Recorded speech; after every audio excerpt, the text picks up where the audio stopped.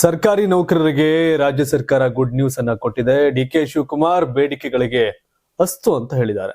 ಸಚಿವ ಸಂಪುಟ ವಿಸ್ತರಣೆಗೂ ಮುನ್ನ ಬೆಳಗಾವಿ ಕಾಂಗ್ರೆಸ್ ನಾಯಕರು ಹೊಸ ಒಂದು ಬೇಡಿಕೆಯನ್ನು ಶುರು ಮಾಡಿದ್ದಾರೆ. ಇನ್ನು ಡಿಸಿಸಿ ಅಧ್ಯಕ್ಷರ ಬದಲಾವಣೆಗೆ ಎಐಸಿಸಿ ಕೌಂಟ್ ಡೌನ್ ಆರಂಭ ಮಾಡಿದೆ. ಮೈಸೂರು ದಸರಾದಲ್ಲಿ ಕಂಬಳ ಆಯೋಜನೆ ಪರ ಮತ್ತೆ ವಿರುದ್ಧ ರಾಜಕೀಯ ಕೆಸರೆರಟಾಟ ಶುರುವಾಗಿರ್ತಕ್ಕಂಥದ್ದು. RSS ವಿರುದ್ಧ ಪ್ರಿಯಾಂಕ್ ಖರ್ಗೆ ಅವರ ವಾಗ್ಬಾಣ ನಡೀತಾನೆ ಇದೆ. ರಾಜ್ಯ ದೇಶ ವಿದೇಶದ ಪ್ರಮುಖ 10 ಸುದ್ದಿಗಳನ್ನ ನೋಡುವಂತ ಸಮಯ. ಪ್ರೈಮ್ ಟೈಮ್ ನ್ಯೂಸ್ಗೆ ಎಲ್ರಿಗೂ ಸ್ವಾಗತ. ನಾನು ಶಿವಕುಮಾರ್. ಅದಕ್ಕಿಂತ ಮುಂಚಿತವಾಗಿ ನೀವೇನು ಕರ್ನಾಟಕ ಟಿವಿನ ಯೂಟ್ಯೂಬ್ ಅಲ್ಲಿ ಸಬ್ಸ್ಕ್ರೈಬ್ ಮಾಡಿಲ್ಲ ಅಂದ್ರೆ ಈ ಕೂಡಲೇ ಸಬ್ಸ್ಕ್ರೈಬ್ ಮಾಡಿದ್ರೆ ನಮ್ಗೆ ಹೆಲ್ಪ್ ಆಗುತ್ತೆ. ಅದ್ರ ಜೊತೆಗೆ ಇನ್ನೂ ನಮ್ಮ ಬೆಂಬಲಕ್ಕೆ ನಿಲ್ಲಬೇಕು ಅಂತ ತಮ್ಗೆ ಅನ್ಸಿದ್ರೆ ಜಾಯಿನ್ ಬಟನ್ ಮೂಲಕ ನೀವು ನಮ್ಗೆ ಸಪೋರ್ಟ್ ಮಾಡಬಹುದು. ಮತ್ತೊಮ್ಮೆ ಎಲ್ರಿಗೂ ಸ್ವಾಗತ. NPS ನಿಂದ OPS ಜಾರಿ ಮಾಡೋ ಬಗ್ಗೆ ಕ್ಯಾಬಿನೆಟ್ ನಲ್ಲಿ ಚರ್ಚೆ ಮಾಡಿ ನಿರ್ಧಾರ ಮಾಡೋದಾಗಿ ಸಿಎಂ ಡಿಕೆ ಶಿವಕುಮಾರ್ ಸರ್ಕಾರಿ ನೌಕರರಿಗೆ ಭರವಸೆ ಕೊಟ್ಟಿದ್ದಾರೆ. ಸರ್ಕಾರಿ ನೌಕರರ ಸಂಘದಿಂದ ಅರಮನೆ ಮೈದಾನದಲ್ಲಿ ಸಿಎಂ ಡಿಕೆ ಶಿವಕುಮಾರ್ ಮತ್ತು DCM ಪರಮೇಶ್ವರ್ ಅವರಿಗೆ ಅಭಿನಂದನಾ ಸಮಾರಂಭ ಹಮ್ಮಿಕೊಳ್ಳಲಾಗಿತ್ತು. ಈ ಕಾರ್ಯಕ್ರಮದಲ್ಲಿ ಸರ್ಕಾರಿ ನೌಕರರ ಸಂಘದ ಅಧ್ಯಕ್ಷ ಷಡಕ್ಷರಿ ಸಿಎಂ ಡಿಕೆ ಶಿವಕುಮಾರ್ ಅವರ ಮುಂದೆ ಬೇಡಿಕೆ ಇಟ್ಟರು. 2.5 ಲಕ್ಷ ಸರ್ಕಾರಿ ನೌಕರರು NPS ನಲ್ಲಿದ್ದಾರೆ, ಇವರಿಗೆ OPS ಮಾಡಿಕೊಡಬೇಕು.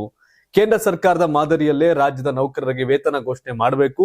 ಸರ್ಕಾರಿ ನೌಕರರಿಗೆ ಸರ್ಕಾರ ಕೊಡ್ತಿರೋ 5 ಗ್ಯಾರಂಟಿಗಳನ್ನ ಬೇಕಾದ್ರೆ ವಾಪಸ್ ಪಡೀರಿ, ಆದ್ರೆ OPS ಮತ್ತು ಕೇಂದ್ರ ಮಾದರಿಯ ವೇತನ ವ್ಯವಸ್ಥೆ ಗ್ಯಾರಂಟಿ ಕೊಡಿ ಅಂತ ಮನವಿ ಮಾಡಿದ್ರು.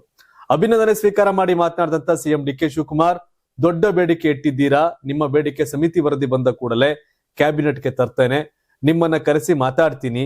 ನಾವು ಬಸವಣ್ಣನ ನಾಡಲ್ಲಿ ಹುಟ್ಟಿದ್ದೇವೆ, ಕೊಟ್ಟ ಮಾತು ಉಳಿಸಿಕೊಳ್ತೀನಿ, ನುಡಿದಂತೆ ನಡೆದಿರೋದು ಕಾಂಗ್ರೆಸ್. ನಂಬಿಕೆ ಮುಖ್ಯ, ನಂಬಿಕೆ ಇಲ್ಲದೆ ಸಂಬಂಧ ಉಳಿಯಲ್ಲ, ತಾಳ್ಮೆಯಿಂದ ಇರಿ, ನಮಗೆ ಸಿಕ್ಕ ಅವಕಾಶದಲ್ಲಿ ನಿಮ್ಮ ಹೃದಯ ಗೆಲ್ಲೋ ಕೆಲಸ ಮಾಡ್ತೀವಿ, ನಾವು ನಿಮ್ಮ ಜೊತೆ ಇರ್ತೀವಿ ಅಂತ ಭರವಸೆನ ಕೊಟ್ರು. ಕಾರ್ಯಕ್ರಮದಲ್ಲಿ DCM ಪರಮೇಶ್ವರ್, ಆಜಿ ಚುಂಚನಗಿರಿ ಶ್ರೀ ಸಿದ್ಧಗಂಗಾ ಶ್ರೀಗಳು ಸೇರಿ ಹಲವರು ಭಾಗಿಯಾಗಿದ್ರು. ರಾಜ್ಯ ರಾಜಕಾರಣದಲ್ಲಿ ಈಗ ಸಚಿವ ಸಂಪುಟ ವಿಸ್ತರಣೆ ಮತ್ತು ಪುನರ್ರಚನೆಯದ್ದೇ ಭಾರಿ ಸದ್ದು ಕೇಳಿ ಬರ್ತದೆ. ಇದರ ಬೆನ್ನಲ್ಲೇ ಗಡಿ ಜಿಲ್ಲೆ ಬೆಳಗಾವಿಯ ಕಾಂಗ್ರೆಸ್ ಶಾಸಕರು ಹೈಕಮಾಂಡ್ ಹಾಗೂ ರಾಜ್ಯ ನಾಯಕರ ಮೇಲೆ ಒತ್ತಡ ಹೇರೋಕೆ ಹೊಸ ದಾಳ ಉರುಳಿಸಿದ್ದಾರೆ. ಬೆಳಗಾವಿ ಜಿಲ್ಲೆಗೆ 2 ಕನಿಷ್ಠ 3 ಸಚಿವ ಸ್ಥಾನಗಳನ್ನ ನೀಡಲೇಬೇಕು ಅಂತ ಶಾಸಕರು ಉಪಮುಖ್ಯಮಂತ್ರಿ ಅನ್ನು ಕೂಡ ಕೇಳ್ತಾ ಇದ್ದಾರೆ. CM ಅವ್ರನ್ನು ಕೂಡ ಕೇಳ್ತಿದ್ದಾರೆ. ಬಿಗಿಪಟ್ಟು ಮುಂದುವರಿಸಿದ್ದಾರೆ.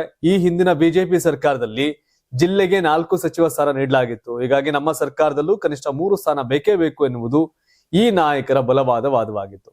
ಈ ಬೇಡಿಕೆಯ ಹಿಂದೆ ಬೆಳಗಾವಿ ಕಾಂಗ್ರೆಸ್ ನಾಯಕರ ದೊಡ್ಡ ರಾಜಕೀಯ ತಂತ್ರಗಾರಿಕೆ ಅಡಗಿದೆ.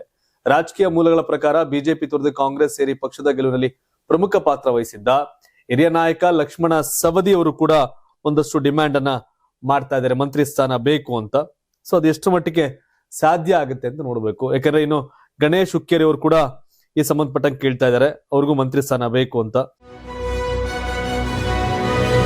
ಕರ್ನಾಟಕ ಕಾಂಗ್ರೆಸ್ ಸಂಘಟನೆಯಲ್ಲಿ ಮಹತ್ವದ ಬೆಳವಣಿಗೆ ನಡೆದಿದ್ದು, ಜಿಲ್ಲಾ ಕಾಂಗ್ರೆಸ್ ಸಮಿತಿ ಅಧ್ಯಕ್ಷರ ಆಯ್ಕೆ ಪ್ರಕ್ರಿಯೆಗೆ AICC ವೇಗ ಕೊಟ್ಟಿದೆ.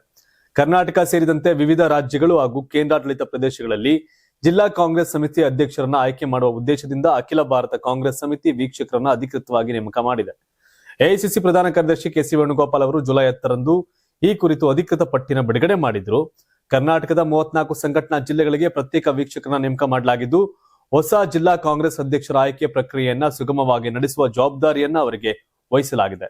ಜಿಲ್ಲಾಧ್ಯಕ್ಷರ ನೇಮಕಾತಿಯ ಜೊತೆಗೆ ಕಾಂಗ್ರೆಸ್ನ ಸಂಘಟನೆ ಸೃಜನ್ ಅಭಿಯಾನವನ್ನ ಮತ್ತಷ್ಟು ಬಲಪಡಿಸುವ ಉದ್ದೇಶವು ಈ ನೇಮಕಾತಿಯ ಹಿಂದಿದೆ ಎಂದು ಪಕ್ಷದ ಮೂಲಗಳು ತಿಳಿಸಿವೆ.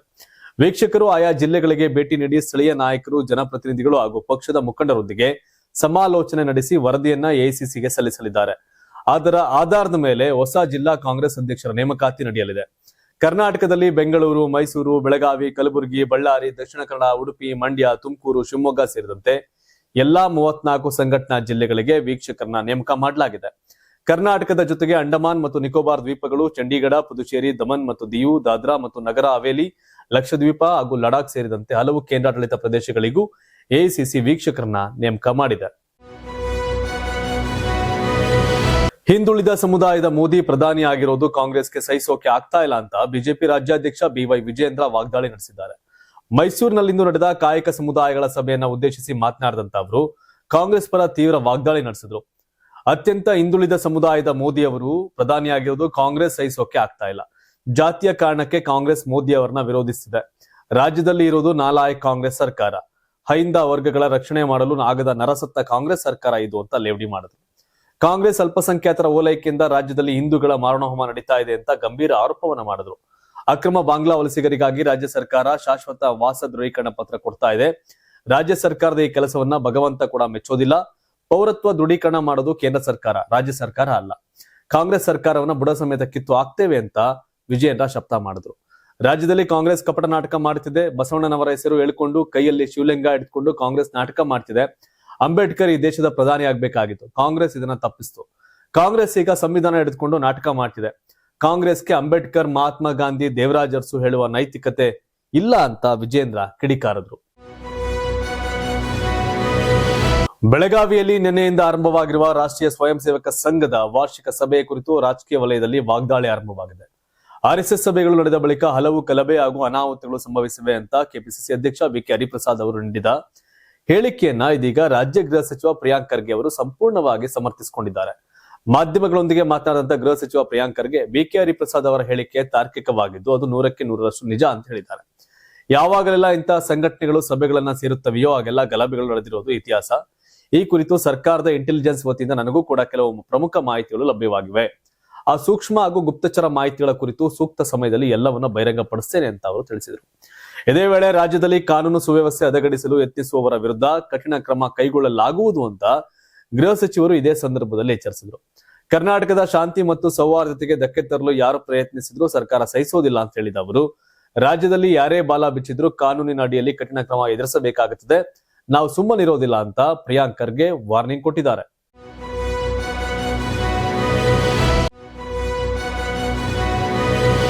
ಅರಣ್ಯೇತರ ಉದ್ದೇಶಕ್ಕೆ ಭೂ ಪರಿವರ್ತನೆ ಆಗದ ಎಚ್ಎಂಟಿ ಭೂಮಿ ಅರಣ್ಯವಾಗಿದ್ದು ಅರಣ್ಯವಾಗಿ ಉಳಿಯುತ್ತದೆ. ಇದರ ಮೇಲೆ ರಾಜ್ಯ ಸರ್ಕಾರಕ್ಕೆ ಹಕ್ಕಿದೆಯೇ ಹೊರತು ಎಚ್ಎಂಟಿಗಲ್ಲ ಅಂತ ಗ್ರಾಮೀಣಾಭಿವೃದ್ಧಿ ಮತ್ತು ಪಂಚಾಯತ್ ರಾಜ್ ಸಚಿವ ಈಶ್ವರ್ ಖಂಡ್ರೆ ಸ್ಪಷ್ಟಪಡಿಸಿದ್ದಾರೆ. ವಿಕಾಸಸೌಧದ ತಮ್ಮ ಕಚೇರಿಯಲ್ಲಿ ಸುದ್ದಿಗೋಷ್ಠಿ ನಡೆಸಿದ ಅವರು, ನಾನು ಅಭಿವೃದ್ಧಿಯಲ್ಲಿ ರಾಜಕೀಯ ಮಾಡೋನೋ ಅಲ್ಲ. ಕುಮಾರಸ್ವಾಮಿ ಅವರ ಮೇಲೆ ನನಗೆ ಯಾವುದೇ ವೈಯಕ್ತಿಕ ದ್ವೇಷವೂ ಇಲ್ಲ. ಆದ್ರೆ ಎಚ್ಎಂಟಿ ಅರಣ್ಯ ಭೂಮಿಯನ್ನ ರಾಜ್ಯ ಸರ್ಕಾರಕ್ಕೆ ಮರಳಿ ಪಡೆದು ಅಲ್ಲಿ ಲಾಲ್ ಬಾಗ್, ಕಬ್ಬನ್ ಪಾರ್ಕ್ ಗಿಂತ ದೊಡ್ಡ ಉದ್ಯಾನವನ ನಿರ್ಮಿಸಿ ಉತ್ತರ ಬೆಂಗಳೂರಿಗರಿಗೆ ಅಗತ್ಯವಾದ ಶಾಶ್ವತವಾಗಿ ಒಂದು ವ್ಯವಸ್ಥೆ ಉಳಿಸೋಕೆ ನಿರ್ಧರಿಸಿದ್ದ ನಾನು ಪರಿಸರ ಆಸಕ್ತನಾಗಿ ಕುಮಾರಸ್ವಾಮಿ ಅವರ ಆರೋಪಕ್ಕೆ ಉತ್ತರ ಕೊಡ್ತಿದ್ದೇನೆ ಅಂತ ಸ್ಪಷ್ಟಪಡಿಸಿದ್ರು. ಕುಮಾರಸ್ವಾಮಿ ಅವರು ಸುದ್ದಿಗೋಷ್ಠಿ ನಡೆಸುವಾಗ ಯಾವ ಕಂಡ್ರೆ ಎಚ್ಎಂಟಿ ಆದಾಗ ನಾನು ಹುಟ್ಟೇ ಇರಲಿಲ್ಲ, ಹುಟ್ಟಿದ್ರು ಮಗು ಎಂದೆಲ್ಲ ಮಾತನಾಡಿದ್ದಾರೆ. ನಾನು ಕೂಡ ಯಾವ ಸ್ವಾಮಿ ಕುಮಾರಸ್ವಾಮಿ ಎನ್ನಬಹುದು, ಅವರು ಕೂಡ ಎಚ್ಎಂಟಿ ಹುಟ್ಟಿದಾಗ ಹಸುಗುಸೆ ಎನ್ನಬಹುದು, ಆದ್ರೆ ನಾನು ಆ ಮಟ್ಟಕ್ಕೆ ಇಳಿಯೋದಿಲ್ಲ ಅಂತ ಹೇಳಿದ್ರು. ಇನ್ನು ಎಚ್ಎಂಟಿ ಜಮೀನಿನ ಪ್ರಕರಣ ನ್ಯಾಯಾಲಯದಲ್ಲಿದೆ ಎಂದು ಅವರೇ ಹೇಳಿದ್ದಾರೆ. ಜೊತೆಗೆ ಎಚ್ಎಂಟಿ ಭೂಮಿ ಮೇಲೆ ಸರ್ಕಾರಕ್ಕಿಲ್ಲ ಹಕ್ಕು ಅಂತ ಘೋಷಿಸಿದ್ದಾರೆ. ಈ ತೀರ್ಪನ್ನು ಕೊಡಬೇಕಾಗಿದ್ದು ನ್ಯಾಯಾಧೀಶರ ಹೊರತು ಕುಮಾರಸ್ವಾಮಿ ಅವರಲ್ಲ ಅಂತ ತಿರುಗೇಟರ ಕೊಟ್ಟಿದ್ದಾರೆ. ಸುಪ್ರೀಂ ಕೋರ್ಟ್ ಹಲವು ತೀರ್ಪುಗಳಲ್ಲಿ ಒಂದು ಬಾರಿ ಅರಣ್ಯ ಅಂತ ಘೋಷಣೆಯಾದ ಭೂಮಿ ಅನ್ಯ ಉದ್ದೇಶಕ್ಕೆ ಕಾನೂನುಬದ್ಧವಾಗಿ ಪರಿವರ್ತನೆ ಆಗದಿದ್ರೆ ಅರಣ್ಯವಾಗಿ ಉಳಿಯುತ್ತದೆ ಅಂತ ಹೇಳಿದೆ.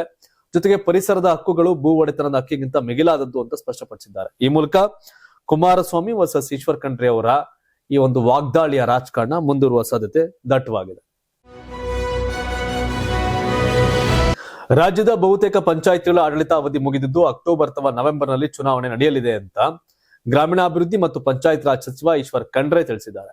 ವಿಕಾಸಸೌಧದ ತಮ್ಮ ಕಚೇರಿಯಲ್ಲಿಂದು ಸುದ್ದಿಗಾರರೊಂದಿಗೆ ಮಾತನಾಡಿದಂತ ಅವರು, ಕೆಲವು ಪಂಚಾಯಿತಿಗಳ ಮೇಲ್ದರ್ಜೆಯಿಂದಾಗಿ ಕ್ಷೇತ್ರ ಪುನರ್ವಿಂಗಡಣೆ ಮಾಡಬೇಕಾಗಿ ಬಂದಿದ್ದು ಈ ತಿಂಗಳ ಅಂತ್ಯ ಅಥವಾ ಮುಂದಿನ ತಿಂಗಳಲ್ಲಿ ಈ ಪ್ರಕ್ರಿಯೆ ಮುಗಿಸಿ ಮೀಸಲಾತಿ ನಿರ್ಧರಿಸಿ ರಾಜ್ಯ ಚುನಾವಣೆ ಆಯೋಗಕ್ಕೆ ಸಲ್ಲಿಸಲಾಗುವುದು. ಆಯೋಗ 45 ದಿನಗಳಲ್ಲಿ ಚುನಾವಣೆ ನಡೆಸುತ್ತದೆ ಅಂತ ಹೇಳಿದ್ರು.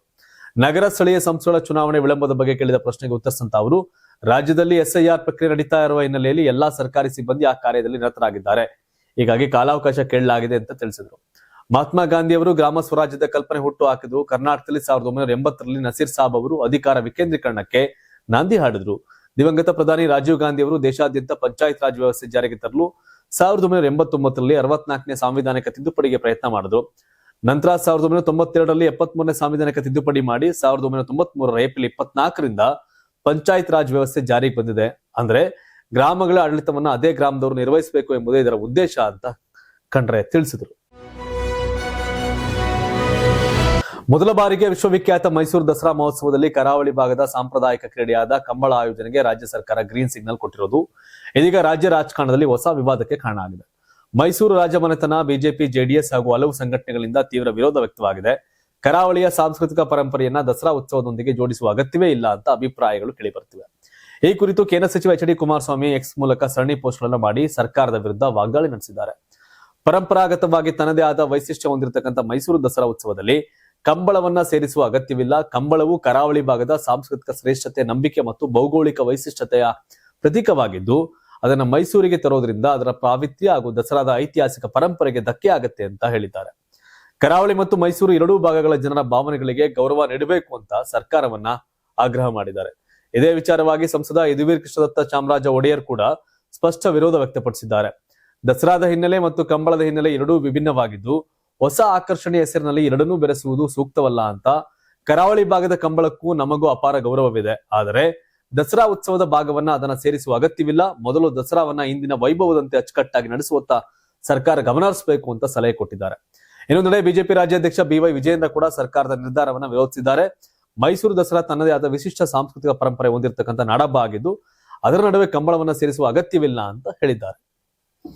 ರಾಜ್ಯ ಸರ್ಕಾರ ಮಾಡಲೇಬೇಕು ನಿಂತಿದೆ, ಮಾಡಲೇಬೇಕು ನಿಂತಾಗ ಅವ್ರು ಮಾಡೇ ತಿರ್ತಾರೆ. ಹಾಗಾಗಿ ಈ ವಿರೋಧಕ್ಕೆಲ್ಲ ಜಗ್ಗುವ ಸರ್ಕಾರ ಅಂತ ಕಾಣ್ತಾ ಇಲ್ಲ. ಹಾಗಾಗಿ ನೋಡ್ಬೇಕು.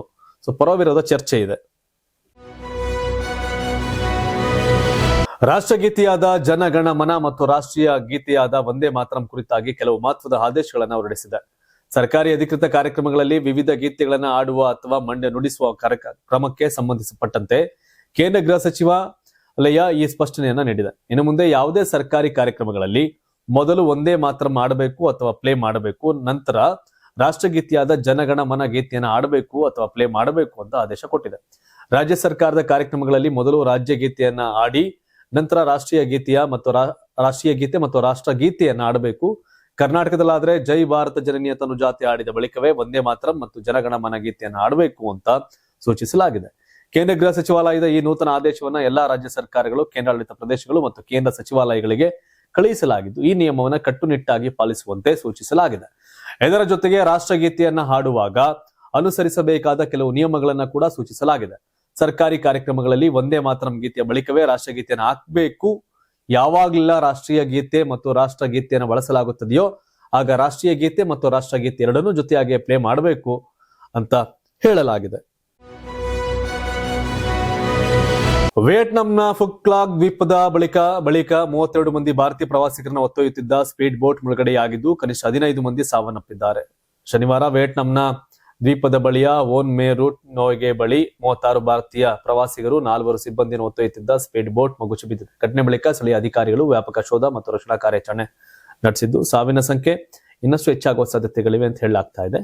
ಈ 32 ಭಾರತೀಯರ ಪೈಕಿ 15 ಮಂದಿ ಸಾವನ್ನಪ್ಪಿದ್ದಾರೆ. ಈ ಕ್ಷಣದವರೆಗೆ ವರದಿಯ ಪ್ರಕಾರ ವಿಯೆಟ್ನಾಂ ಅಧಿಕಾರಿಗಳು ಇವರಿಗೆ ಯಾವುದೇ ಜೀವ ಹಾನಿಯನ್ನು ದೃಢಪಡಿಸಿಲ್ಲ. ಒಟ್ಟಿನಲ್ಲಿ ಭಾರತೀಯರಿದ್ದ ಬೋಟ್ ಮುಳುಗಡೆ ಆಗಿರುವ ವಿಡಿಯೋಗಳು ಸೋಷಿಯಲ್ ಮೀಡಿಯಾದಲ್ಲಿ ಹರಿದಾಡ್ತಿವೆ. ಇದಿಷ್ಟು ಇಂದಿನ ಪ್ರೈಮ್ ಟೈಮ್. ಧನ್ಯವಾದ. ಇದು ಕರ್ನಾಟಕ ಟಿವಿ, ಕನ್ನಡಿಗರ ಧ್ವನಿ. ಹಾಗೆ ಮೈಸೂರು ದಸರಾದಲ್ಲಿ ಕಂಬಳವನ್ನ ಆಯೋಜನೆ ಮಾಡುವ ಸರ್ಕಾರದ ನಿರ್ಧಾರ ಬಗ್ಗೆ ತಮ್ಮ ಅಭಿಪ್ರಾಯ ಏನು, ಅದನ್ನ ವಿರೋಧ ಮಾಡ್ತಿರ್ತಕ್ಕಂಥ ವಿಪಕ್ಷಗಳ ನಿರ್ಧಾರದ ಬಗ್ಗೆ ತಾವೇನು ಹೇಳ್ತೀರಿ, ಕಾಮೆಂಟ್ ಮಾಡಿ.